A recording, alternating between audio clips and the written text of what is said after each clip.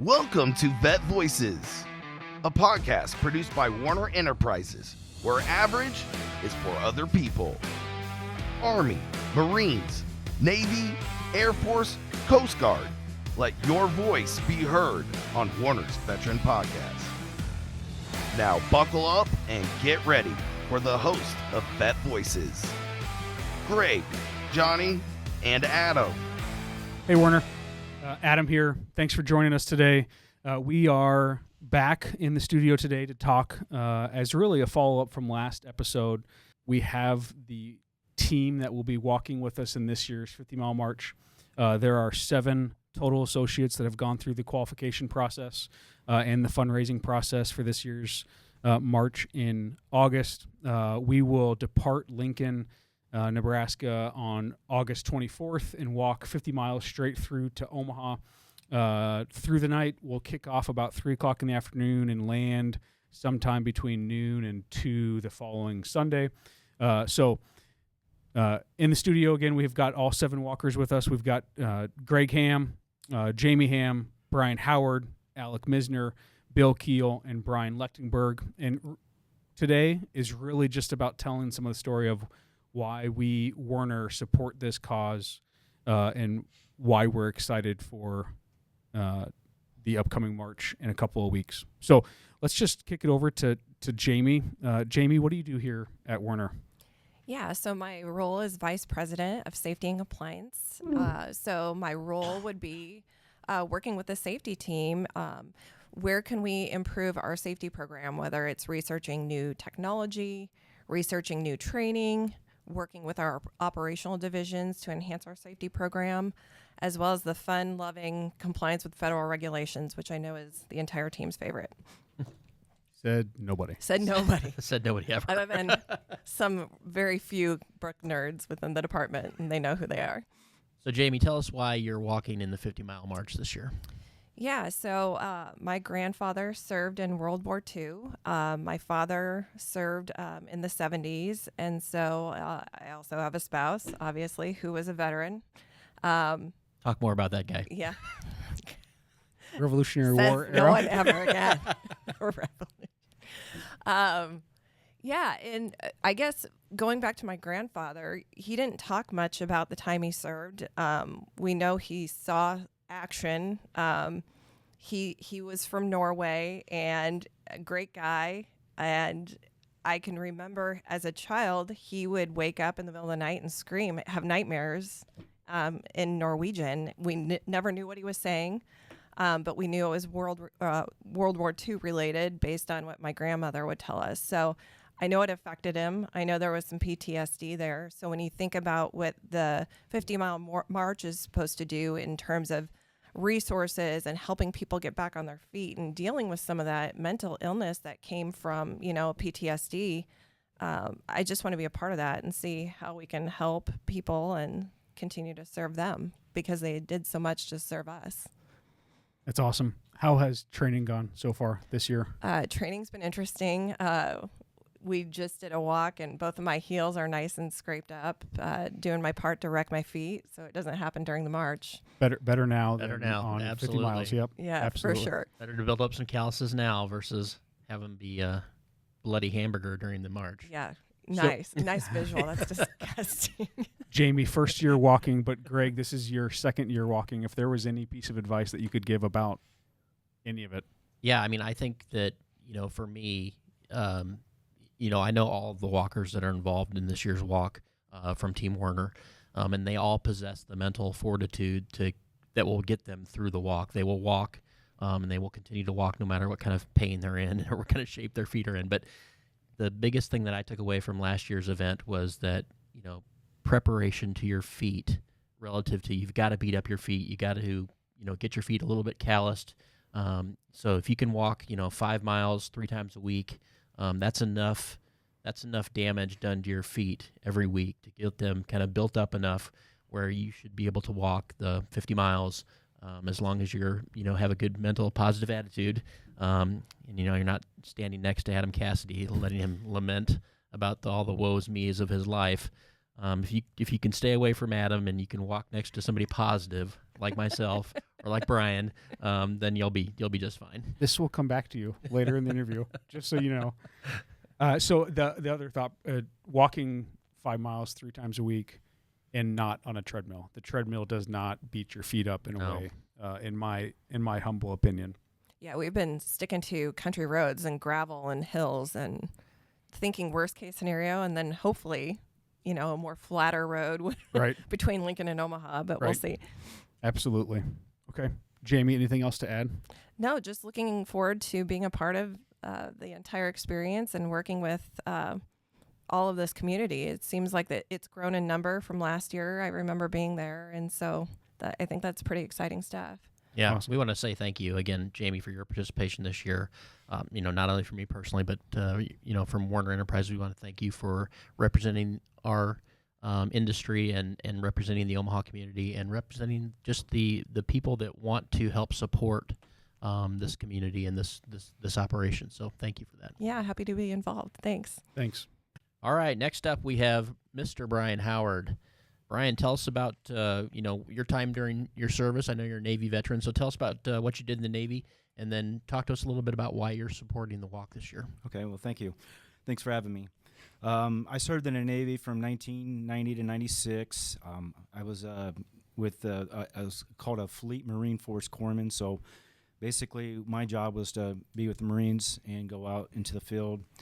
I did that for the first year, and then from there I went over and I served with the Navy SEAL Team 5.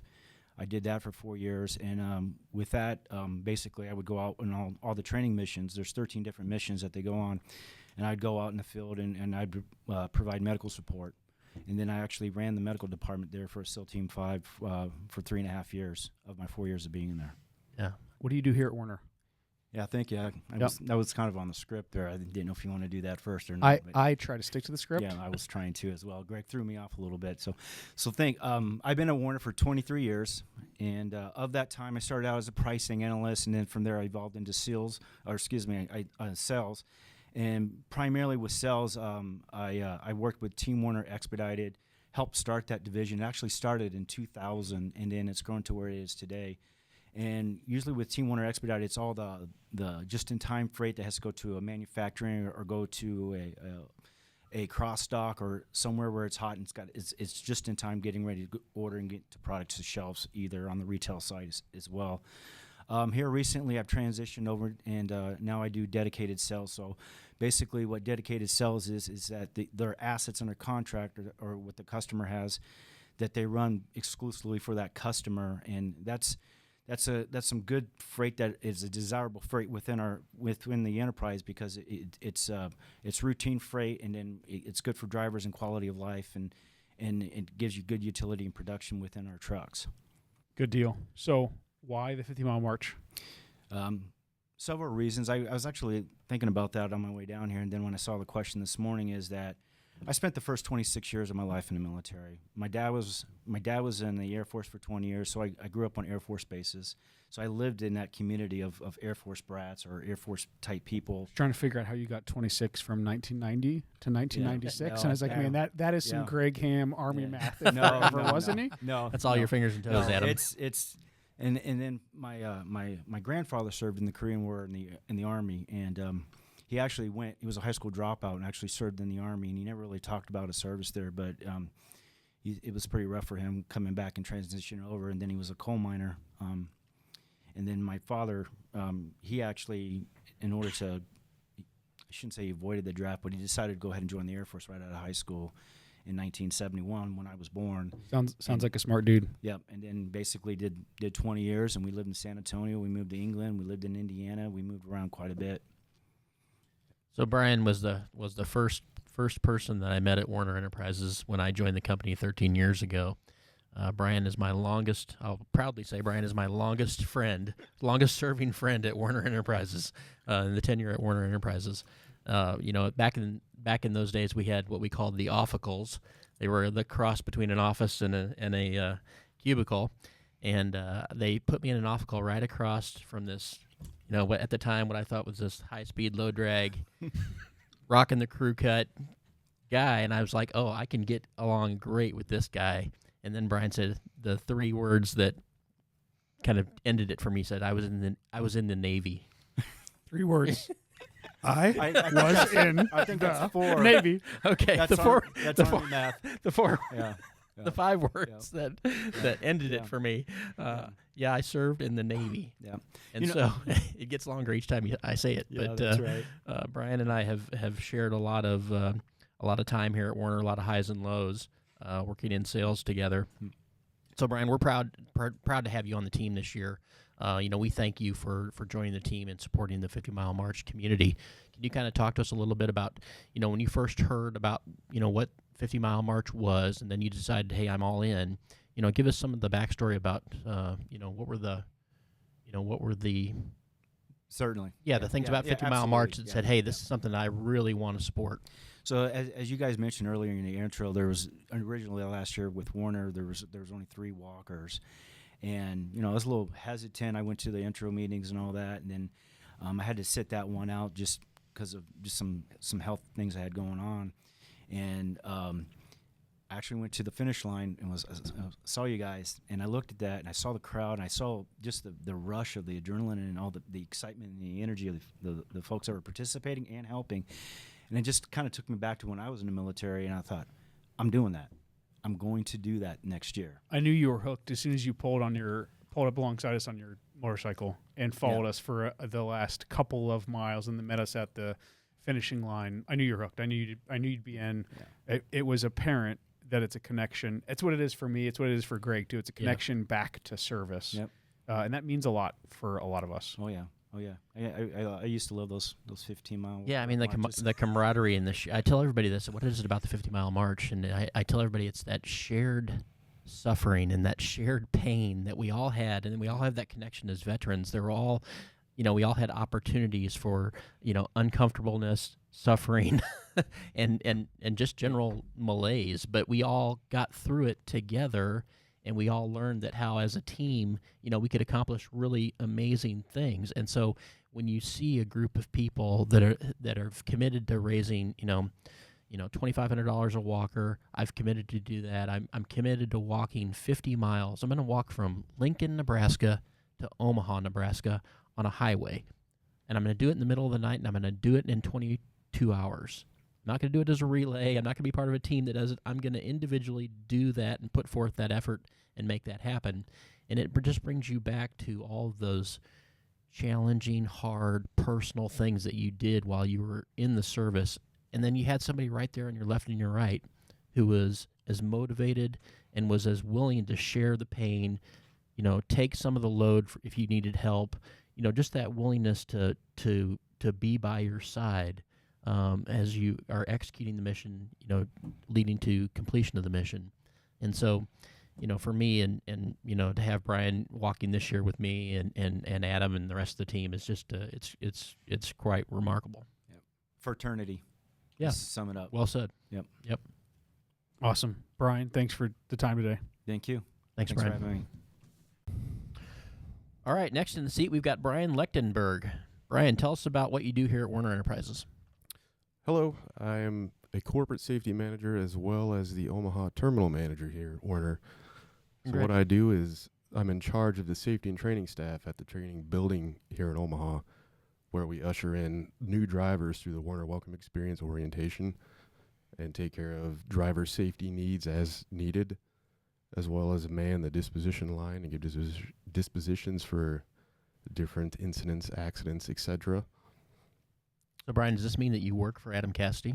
I do, in fact, work for Adam Cassidy. Lucky dude. I'm so sorry that you have to put up with Adam. This isn't fair. He hasn't had his performance review yet this year. We haven't had that conversation. You're going to do great. Well, that's You're tomorrow. going to do great. Too funny. Brian, talk to us about your time in the Air Force. What did you do in the Air Force?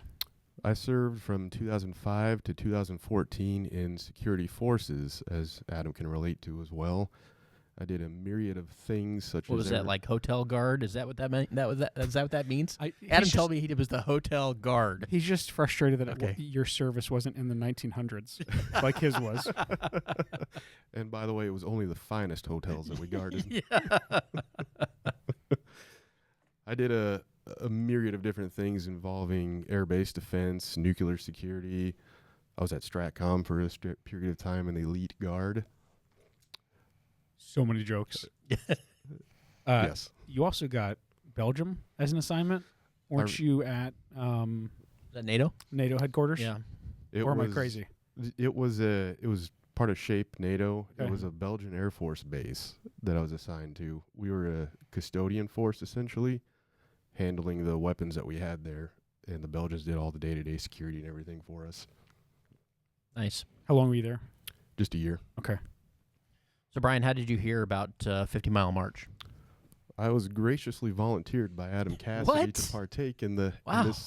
in this Is that like event. voluntold? We've both done it, Greg. We'll hear from Alec later. He has a similar story. But Adam did tell me about the group, the organization, and I'd been searching for a cause myself to get behind. It can't get any easier of a cause to get behind than this one. Right.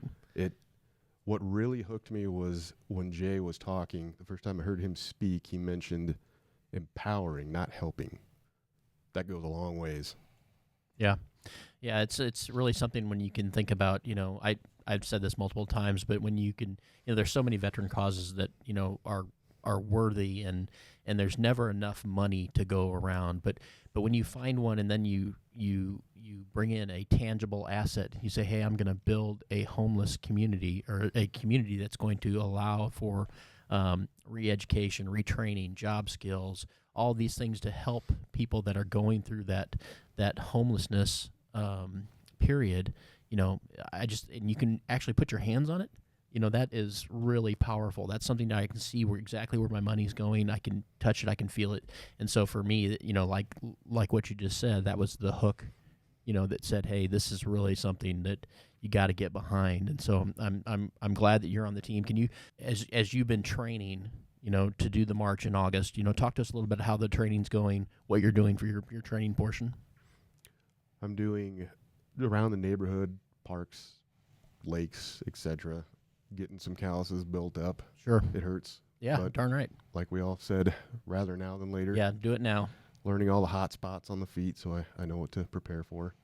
Let's talk pace real quick. So one of the questions I always get about the 50 miles is what pace is it at? So Greg alluded earlier about how it's all 50 miles. It's not a relay. You don't get to come with a team and each of you do 10 miles, right? There's other events that are that, but this is very much so a team-centered event as far as a holistic. We start with the same group of people and we finish with the same group of people. And everybody does it at the same time. Everybody does it at the same time. We're not in a strict military formation, but we are certainly in it'll be a large group and then 4 smaller groups, and we're in a loose gaggle, if you will, right? We're certainly not marching in the same time or anything along those lines, and we all have space that we can spread out a little bit, but the pace is somewhere between 3.2 to 3.5 miles an hour at times, especially when we leave Lincoln.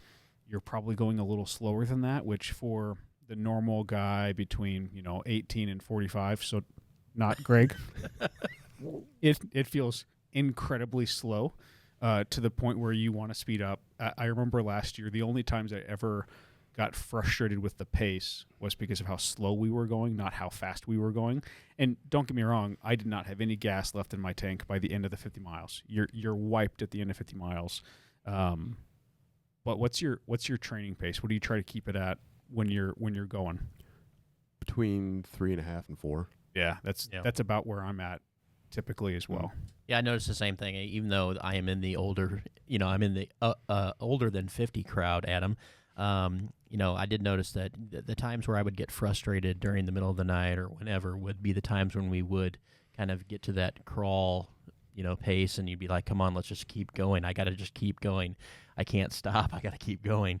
But I did notice that, after you go through it one time, and this will be my, our second time walking, I know that that's coming. I can plan for it in my mind, and I can be a little bit better prepared, for that. Right. Sudden change of pace into slow crawl. It's going to happen, especially as we leave Lincoln, and then it happens again in the middle of the night, or at least it did last year. It's going to happen. It just is as a course of walking. With last year, we had 87 walkers with us. This year, we have double that number, so it's hopefully doesn't happen twice as much or twice as bad. But with that large of a group, it's Yeah. undoubtedly going to happen. So Brian, tell us give us another, some personal motivation to want to do this. I know Adam forced you into doing this, and maybe we talk about that on your PRP, but maybe that's an HR claim even, might be. But tell us, give us some what in your background, made you want to serve, not only the nation but also in conjunction with serving for this cause. Serving for the nation. My grandfather served. My father served. Both of my grandfathers actually served. Been around it a long time. Both in the Air Force? One Navy, Air Force, Army. Oh, wow. Spread out. My mother's father was in both the Navy and the Air Force, and he's the one who swayed me to the Air Force. So he went from Navy to Air Force, not the other way around? Correct. Okay. You never find somebody that leaves the Air Force. Why is that? Yeah, why is that? Oh, the hotel. The hotel's pretty nice. I get it. Yeah. Hotel. Looking back on it, I made the wrong choice. I get it. And to serve, to your point about Adam coaxing me into participating on a kind of a deeper level, I served with a few people who I'd call friends who ended up taking their lives eventually, and that's one of the main causes for this organization, and that it hits home. Yeah, absolutely. After Iraq and Afghanistan, there's a lot of those stories, right? We talk a lot about such a small percentage of our society being able to serve in today's military. But that's, if you look at our friend group, my friend group, tons of my friends have raised their hands and said, yeah, I'll do that. I'll serve. And then so we all have some little story, many stories, multiple stories, a big story about somebody that took their life, somebody that struggled with mental illness, somebody that came home to a divorce after another divorce after another divorce. That's a lot of my reasoning as well. I've seen it not work so many times. Yeah, and I think we all have heard the horror stories about, maybe the VA hasn't been as good as it is now, and so maybe there's still lots of room for improvement there. But we've all heard the horror stories about people that have tried to reach out, tried to get connection, either through that organization or others, and just still were unfulfilled, and then did something drastic or that changed not only their life but maybe their family's lives in a big way, and obviously friends' lives and all that. Having the facility here in Omaha, having all of our ability to interact with and hopefully impact in a positive way that facility and those people that choose to go there. It's just one of the things that I'm really excited about and really passionate about, what that impact can look like in the future. Absolutely. Brian, thanks for the time today. Brian, thanks for walking with us. We appreciate it. Even though you were voluntold, I'm glad to have you on the team, and I'm glad you're doing it with us. You bet. Appreciate it. He's just happy not to have to talk to me on the march. Nobody wants to talk to you on the march. I mean, let's be honest. Get out of here. Thanks. Fair enough. Greg, finally we have another Army vet. Thank God. Finally we have another smart person on the panel. But then Debatable. again, I did jump out of airplanes. I know, and I love you for it. Perfectly good airplanes. Bill, tell us about what you do here at Werner. Bill Keel in the Lean Continuous Improvement Department, and that is see Adam, another smart guy. and that's under the IT umbrella. And I work on improving processes throughout the entire company. I conduct classes, monthly classes, weekly classes on lean continuous improvement methodologies and tools. Some of the things that I really do a lot of is process mapping, because we are doing a lot of transition from older IT systems to newer systems, and we need to understand exactly what's going on and how people do their jobs, whether it's in safety, whether it's in the maintenance shops, or whether it's in logistics. I spend a lot of time mapping out processes and figuring out how they do the work today to where it'll look and to where it will transition into the new world of a new IT system. So if you didn't know that Bill was an Army vet, Bill has a very distinct and unique giveaway that says, "Hey, I was in the Army." Can you tell me what it is, Adam? It is the deployment of the knife hand. He says, "I did this, I did that. This is what I do. This is the knife hand, Adam. This is what we used in the Army. Not only was it deadly, but you could instruct a class on how to operate this belt-fed machine gun. Anyway, So, Bill, moving on from Greg, Yes. quickly, what'd you do in the Army? So I was in the Army. I was an airborne paratrooper between 1993 and Nerds. 1997. I spent 2 years over in Vicenza, Italy, and then 2 years at Fort Bragg. During that time frame, I jumped out of airplanes and ran around in the woodlines. this was a lot. general badass. Yeah. Just say I was a general badass. Yeah. I kicked indoors. I jumped out of airplanes.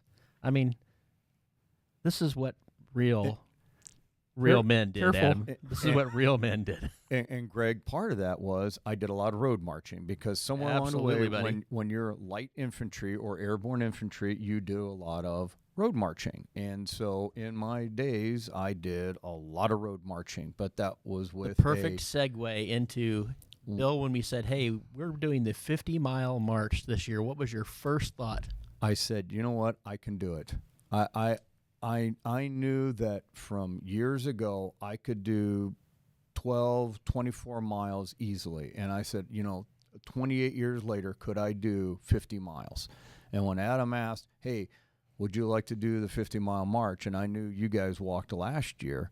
And it was right when you got done that Adam asked me, hey, you're going to do this 50-mile road march. And I looked at him, and just with a can-do attitude, I said, yes, count me in. Out of the 7 of us walking, that's you signed up the quickest. For this year's march, the 5 that we added onto the team all had to go home and check in with their significant others, etc. All had to go home and talk to their doctor. The normal litany of excuses. Yeah. You were the first to say, "Yeah, I can do it." Greg did it. He's Yeah. twice as old as I am. But no, and that's really that's exactly where it was at. When I saw you guys did that last year, I said, I can do this. And just with the way I do things in life, I think this is a worthy cause. It's certainly we talked earlier about some of the people, why they're doing it. Veterans transitioning from active duty coming home to civilian life, there is a big difference in what happens in a person's life, and there's a lot of tragic stories about it. And I think what the 50-mile road march is doing is a really solid cause, and I think this is something that I want to be behind. And not to mention the fact that I can say I walked from Lincoln to Omaha. I'm doing it with camaraderie with the guys and gals that I work with. I think this is a very worthy attempt for raising money and accomplishing something, especially now that I'm over 50 years old. This is something I can do because I did this when I was younger.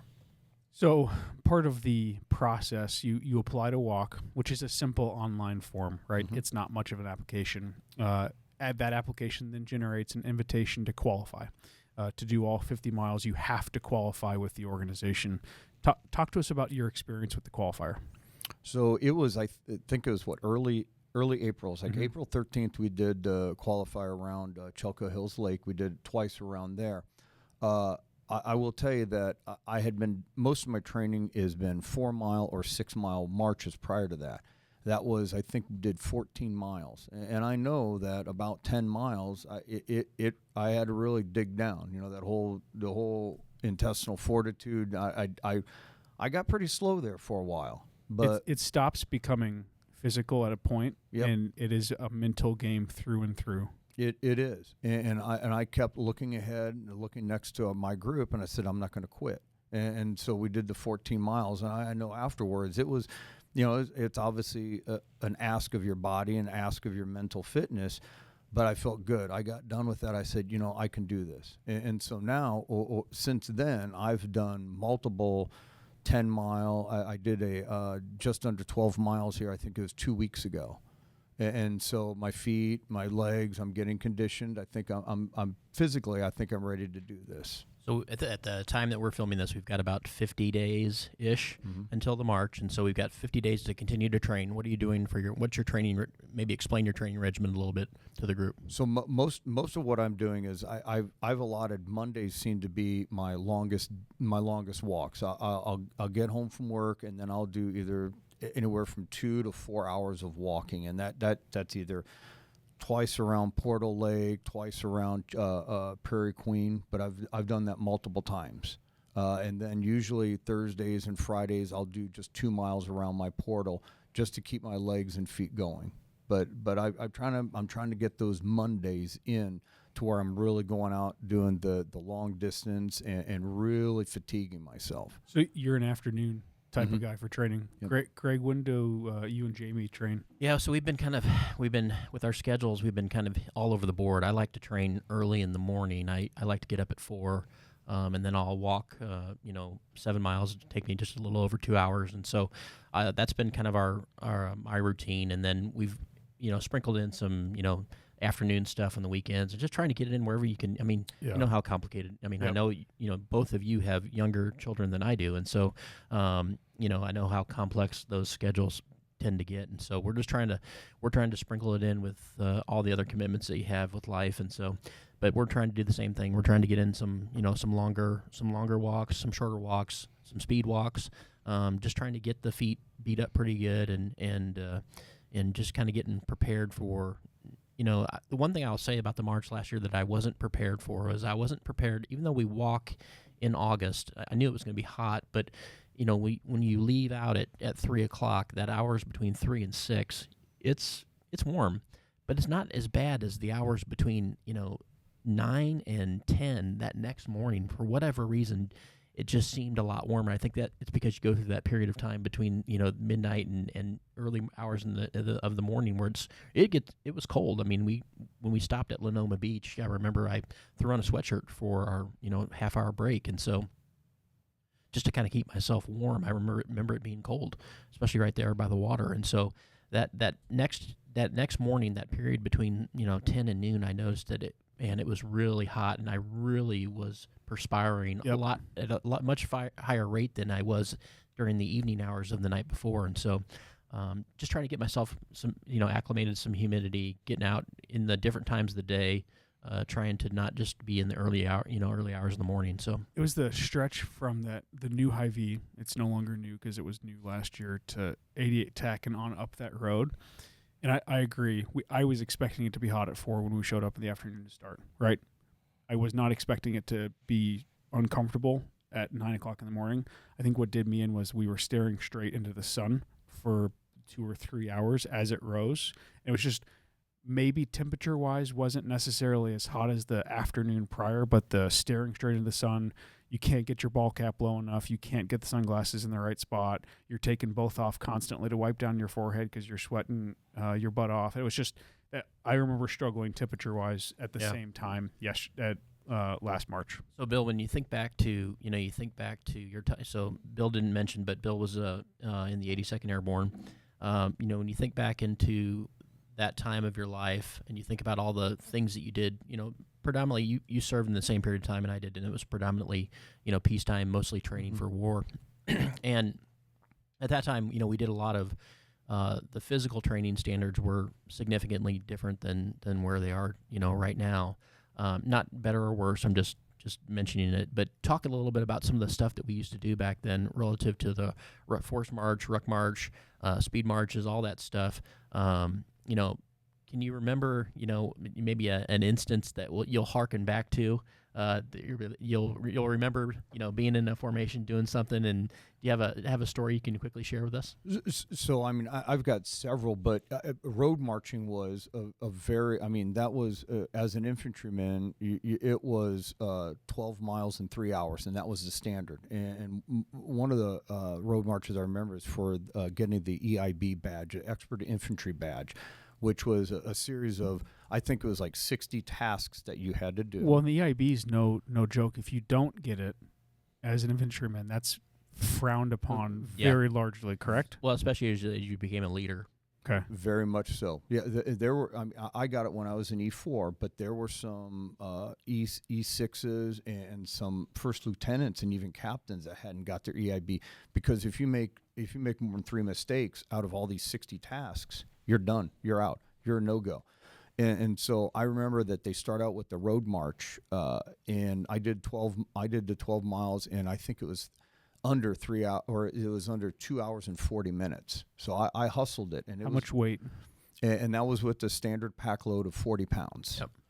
Yep. But that was with That's 40, that's hoofing it. For that was 12 miles. That was 40 pounds with your rucksack, and then your additional rifle. LCE, canteens, rifle, Kevlar, the whole night. I mean, it was full combat load.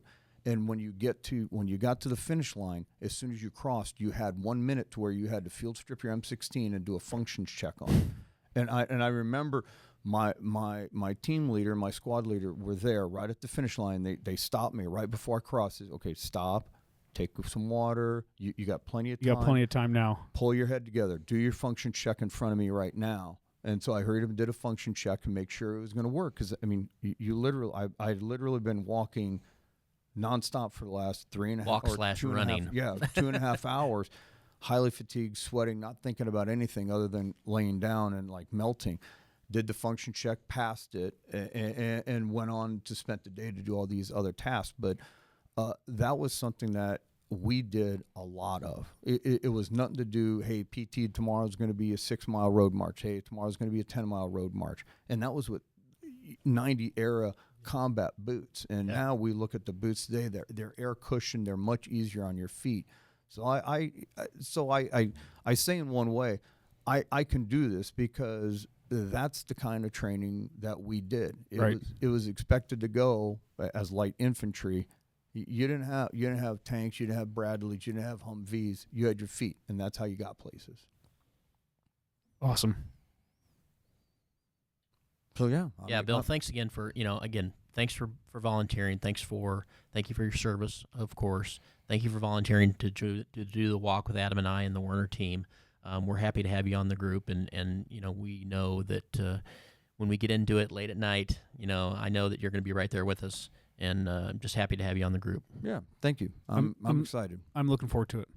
So I'm also looking forward to having this year's done. Yes. But I'm looking forward to the actual march. So, Yeah. Bill, thanks for the time. Thank you, Adam. Thank you, Greg. All right, next up we have Alec Meisner. Alec, tell us a little bit about who you are and what you do here at Werner Enterprises. Is it Meisner or Misner? Meissner. 8 years of doing it wrong. So, Way to pay attention, Adam. Yeah. I'm in the Air Force. There's always something. Now, my name is Alec Meisner. I'm the manager of military recruiting here at Werner. So part of what I do is try to talk to veterans and service members around the country and explain the awesome opportunities that we have in the transportation industry. So tell the group, Alec, who is your boss, and how do you feel about working for that person? Greg Ham is my boss, and I can't just stress enough the support that I feel, the love that I feel. I mean, I could not think of a better, A little more. more inspirational person. I aspire to be like Greg in everything I do. The gray is coming in, so I'm doing my best to pull that off. But no, Greg's my boss, and I love him. so you were in the Marine Corps. Do we have any crayons in the room? He's not comfortable unless we have a crayon in the room. I was thinking, musical instruments. Weren't you in the band flight? Didn't you play the flute? Did not play the flute, Wow. unfortunately. No. Saxophone? I did play a saxophone back in the day. So, but no, I was on the silent drill platoon. So we performed after the band played, but it was a ceremonial platoon. So I did that for 4 years from 2009 to 2013. And we traveled around the country and around the world performing a precise, unique ceremonial drill exhibition in front of visiting dignitaries, heads of state, NFL football teams. So it was pretty unique, pretty fun. And you were stationed in D.C., correct? Stationed at the barracks in Washington, D.C., yeah. Is there only one silent drill platoon? Is it only the one in D.C.? There is only one. Okay. All the other branches have one.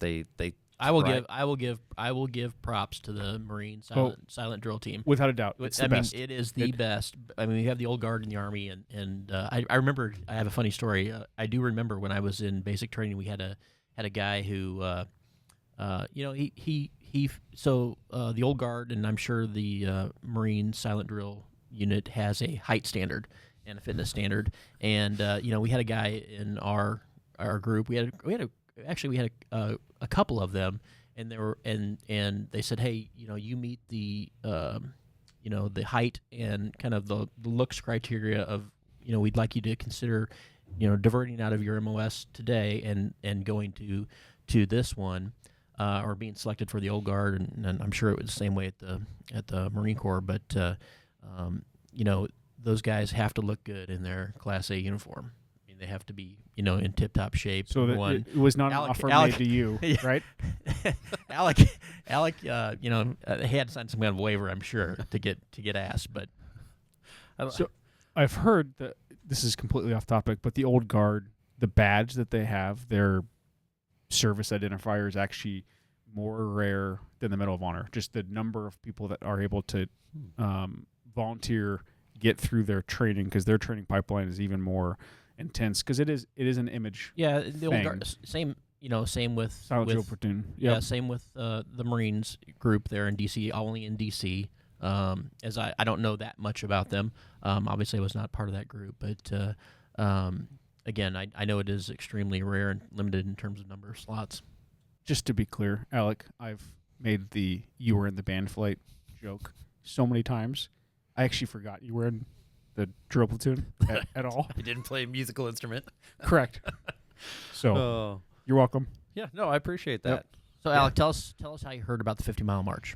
Actually, it was my boss last year, still Greg Ham, Sounds like a Who- jerk. he put it on my performance review. Well, you know what? He put it on my performance review. He said, hey, a couple of us are going to do this thing. I signed you up. And now that I think about it, Greg, we just had our performance review this year, and it's not on there. So You've good luck. accomplished that. You've accomplished that mission. The check mark has been granted. Growth has happened. Funny. Funny. No seriousness though. It was Greg that told me about it and said, hey, a couple of us are thinking about walking 50 miles overnight. I thought it sounded like a terrible idea, but it sounded like something a Marine would do. So why not? Yeah. Um, And so this is the original crew from last year. It was us Yes, three the three of us. that signed up, made it through the fundraising objectives, made it through the qualifier, and completed it successfully last year. So we, out of everybody that we just heard from, we are the three that know exactly what we're getting back into for next year. And not only did we all three sign up again almost immediately, we brought friends with us. And our team Werner started off this year actually with, it was 11 or 12 total, and through normal attrition, family lives, some health concerns for a few associates, we're down to 7. But I'm pretty confident in the 7 that we have. That's our final number. We're about 50 days out at the time of this recording, and we'll see all 7 at the start and finish line. So more than double of what we had last year, which I think is Yeah, I think it's respectful. Yeah, I think it's outstanding. I mean, I think about last year and the three of us walking, and all joking aside, the experience that we all went through last year. For me, again, I've talked a lot about kind of why I believe in this, but I think back to my favorite moment of the march, and it was my most painful moment of the march, was in that last half a mile when we're at the base of the last half mile you walk is up a hill, of course. In typical 108th Street in its typical event planning. Let's end it on a significant uphill, but let's walk uphill. So there we are, and the three of us are together at the end, and we're walking up the hill, and it's an experience. It was a emotional moment as we're kind of reminiscing over the last 21 hours. And we're walking up the hill, and you come to the top of the hill, and then you finally see the finish line. And for me, you saw, there were 3,000 people there last year at the finish line.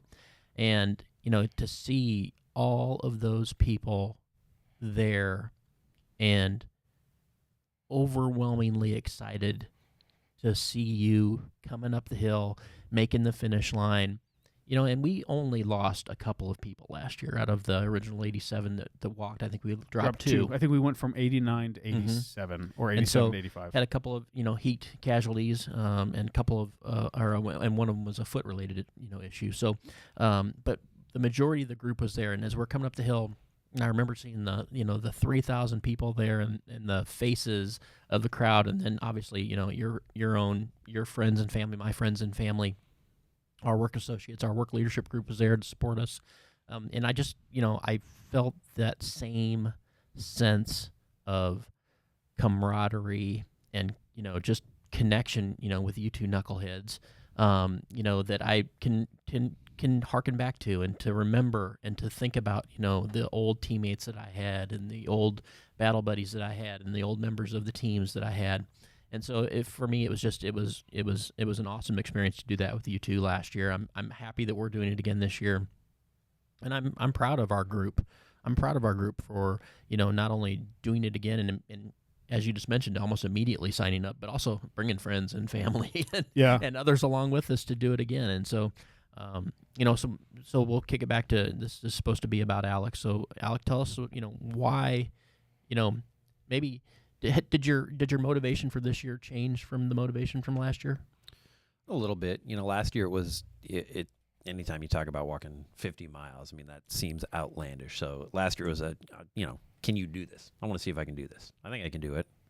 Sounds hard. I don't know. And so then you did it, and it's like, all right. I think to your point, though, I've done it, so I don't need to do it again. I've proved to myself I could do it, to friends, to family, whoever. Like, I can walk 50 miles in a night, no big deal. But it's that camaraderie. It's more than just, the funds that we raise, the mission that we're serving, the veterans that we're looking to help and support. It's that camaraderie. It's being a part of something bigger than yourself, and that's, I think, a lot of us. It's part of why we joined the military in the first place. And so when you get out of the military, you talk about culture and the culture that we have at Werner. Not every company has that. Not every group has that. So to be able to find something like this, with other people that have served, it does bring back that sense of accomplishment, the sense of team. And so, this year it was less of a, oh man, do we have to do that again? As it was, why wouldn't I do it? It's just something you do. So, yeah, certainly a fun thing, but an awesome thing to be part of. I think last year, between the three of us, I think our fundraising efforts were just shy of $10,000 or $12,000 offhand. I don't have the actual number.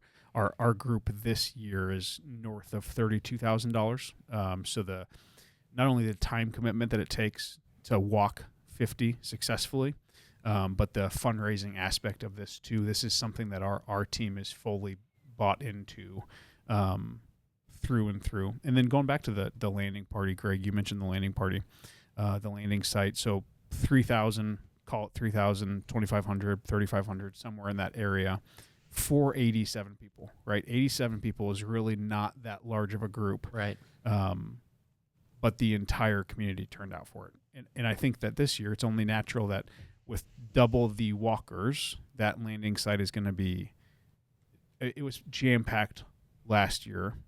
It's going to be insane. It's going to be insane. Sure. This year we'll have shuttle buses for parking, for people to park off-site, etc. This is the 5th year of the march, so there's some significance behind that as well. So I'm excited to see the community turn out. Yeah, not only that, also during the march, right? We had overwhelming support from local law enforcement, local first responders. They blocked off every intersection for us as we were walking along the highway. As we transitioned from leaving Lincoln onto the highway and then from the highway back into more metro Omaha, they provided amazing support to make sure that all 87 of us got through. And imagine now it's going to be 160, 170 people. So that length of the column will be longer, and so just more having to disrupt the normal flow of a Sunday morning traffic pattern or whatever you want to call it, but. People would stop and honk and wave, and people had signs out encouraging us to complete the mission, and to see those. Again, the local law enforcement guys were guys and gals were outstanding. I mean, they were, motivating us, telling us great job and how much they appreciated what we were doing while we were doing it. And so just, I can't wait to get to, the training is grueling, but I can't wait to get to, back onto the march. I can't wait to see all the people. I can't wait to see, the group executing the mission. I can't wait to feel, that sense of pride of all of us doing it together. I'm just really excited, and Alec, I'm so glad that you not only completed last year. I was a little worried being a Marine and all, but Marine standards outstanding in the conversation. I want to say I'm just proud to have you on the team, and so thankful that you're with us again this year. Alec and I had a whole plan last year of You're gonna murder me on the walk? no, what to do with your body when you die in the middle of the march. We came down to 2 plans, right? We can, 1, help you, which is maybe where we landed, or 2, yeah, we don't know him, but We don't know him. Nice. Nice, guys. Alec, thank you for joining us. Happy to be here. Any last words of wisdom? Not a lot of words of wisdom, but just encouragement. I'm ready to get this thing started, ready to get it rolling. So Good deal. Thanks for coming in. my pleasure.